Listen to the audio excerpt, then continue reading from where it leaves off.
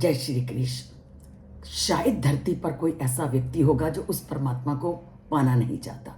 सभी उसको पाना चाहते हैं, उसके लिए कोशिश भी करते हैं और कोशिश के लिए वो साधना में भी बैठते हैं। पर जैसे ही साधना में बैठते हैं वो कहते हैं कि मेरा मन दूसरी ओर भटक जाता है। पर दूसरी ओर भी भटक जाता है तो परमात्मा इसके लिए भी आपको बहुत सारे उपाय बताते हैं। वो कहते हैं कि साधना करते समय अगर आपका मन आलस्य के कारण या कभी झपकी आ जाती है और वो दूसरी ओर चला जाता है तो उसमें भी कोई गलत नहीं। ऐसा इसलिए होता है कि हमारा जो मन है वो माया के बंधन में बंध जाता है और माया के बंधन में बंधते ही भगवान के चिंतन में वैसा आनंद प्राप्त नहीं करता जैसा कि हम विषय भोगों की में अपने आनंद को प्राप्त करते हैं। इससे जो मन का भगवान पर केंद्रित करते समय उसकी शिथिल होने की संभावना रहती है, क्योंकि जैसे ही साधना में बैठते हैं जो संसारिक आकर्षण है वो हमें परमात्मा के आकर्षण से ज़्यादा लगते हैं। जैसे ही संसारिक आकर्षण हमें उससे अधिक लगते हैं तो मन का उस परमात्मा से हटना स्वाभाविक है। तो इसके लिए निराश होने की कोई ज़रूरत नहीं।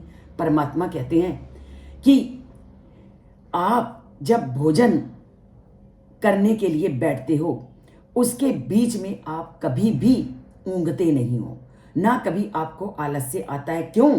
क्योंकि उसके प्रति आपका आकर्षण है, आपको वो अच्छा लगता है। तो आपको अगर परमात्मा से जुड़ना है तो आपको भी उस परमात्मा के साथ पहले अच्छे होने का अनुभव करना है। तो जैसे जैसे आप उस परमात्मा के साथ जुड़ने का आनंद अनुभव करते जाओगे तो आप उसमें भी बिना आलस्य के, बिना ऊँघते हुए जुड़ना शुरू हो जाओगे। किसी भी कार्य को करो पहले आनंद की प्राप्ति नहीं होती, पर जैसे जैसे आप शुरू करोगे आनंद की प्राप्ति होगी। तो परमात्मा में अगर अपनी साधना को लीन करना है तो परमात्मा कहते हैं केवल सबसे पहले अपने आप को स्थिर भाव से बैठना शुरू करो।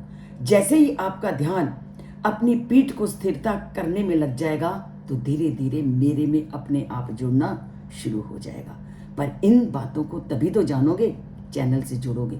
चैनल से जुड़ोगे तो उसको सब्सक्राइब करना होगा। अगर सब्सक्राइब नहीं किया, सब्सक्राइब एक बार करना है, लाइक आपकी इच्छा पर लाइक करोगे तो परमात्मा से जुड़ोगे। तो बोलिए जय श्री कृष्ण और लिखिए जय श्री कृष्ण।